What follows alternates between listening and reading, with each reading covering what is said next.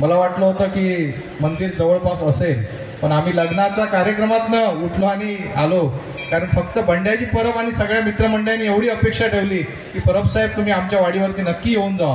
मी तुम्हाला आज सांगतो, बंड्याची परब तुम्ही विशाल परबला केव्हाही हाक मारा, मी तुमच्या घरातलाच आहे. जेव्हा तुम्ही सांगाल त्या टाईमला मी तुमच्यासाठी येईन.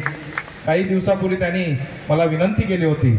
मी एवढंच सांगतो, आज आचारसंहिता आहे, इलेक्शनचे दिवस आहेत, पुढे काही प्रचाराचे दिवस असल्यामुळे काही बंधनं येतात, त्यामुळे भाषणामध्ये काही पॉईंट आम्ही बोलू शकत नाही. पण मला एवढंच सांगावं असं वाटतं की अशा ठिकाणी असे वेगळे आगळे कार्यक्रम आपण करताय हे खरोखर उल्लेखनीय आहे. आणि अशा प्रकारचे कार्यक्रम करण्यासाठी माझ्यासारखा एखादा व्यक्ती तुमच्या मदतीला नक्कीच येणार आहे.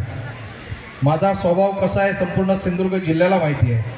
माझ्यापेक्षा राजाजी सामंत आहेत ते तुम्हाला भाषणामध्ये वारंवार सांगतील, कारण सिंधुदुर्ग जिल्ह्यातील कुठलाही गोरगरीब जनतेतील व्यक्ती विशाल परबकडे गेला तर त्याच्यानंतर तो पाठी फिरत नाही, तो काहीतरी चांगलं घेऊनच जातो. आपण आशीर्वाद घेऊन आजच्या या चांगल्या कार्यक्रमाला सन्माननीय बंड्याची परब आणि त्यांचा परिवार आणि त्यांचे सगळे मित्रमंडळी यांच्यासाठी पहिले सर्वप्रथम टाळ्या होत्या.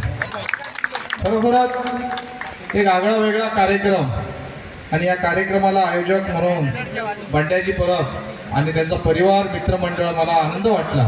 गेल्या वर्षी माझं डोंट हो जाएगा नाटक झालं, त्यानंतर इथलं देवस्थान आणि इथली सगळी तयारी आणि सगळी त्याची आरास बघून मी इतका भारावलो होतो.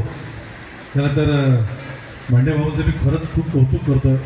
एकटं कुटुंब हे सगळं इतक्या मोठ्या प्रमाणात सगळ्या गोष्टी करत आहेत, हे कोणाला बघून सुद्धा खरं वाटणार नाही, पण इथे आल्यानंतर त्याचा प्रत्यय येतो. आणि मला असं वाटतं, मला सपत्नीक यावर्षी येण्याची जी संधी मिळाली, मग यांनी तर मला बोलवलंच होतं, पण मला असं वाटतं देवानंच मला इथे बोलवलं आहे आणि त्याचं दर्शन घडून आणायचंच होतं.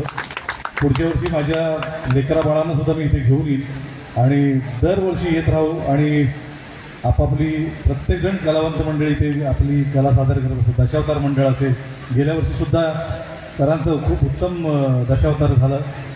खूपच छान पद्धतीनं आयोजन तुम्ही करता आणि देव डाळकर तुम्हाला खूप खूप उर्मी देव, ऊर्जा देव आणि खूप खूप साऱ्या शुभेच्छा. त्याचे आशीर्वाद तुमच्या पाठीशी कायम राहणार आहे आणि म्हणून हे कालातीत हे घडत राहणार आहे तुमच्या आयुष्यभर. आणि त्या सगळ्या उत्सवाला आम्हाला येण्याची संधी मिळो ही तुमच्या चरणी प्रार्थना करतो.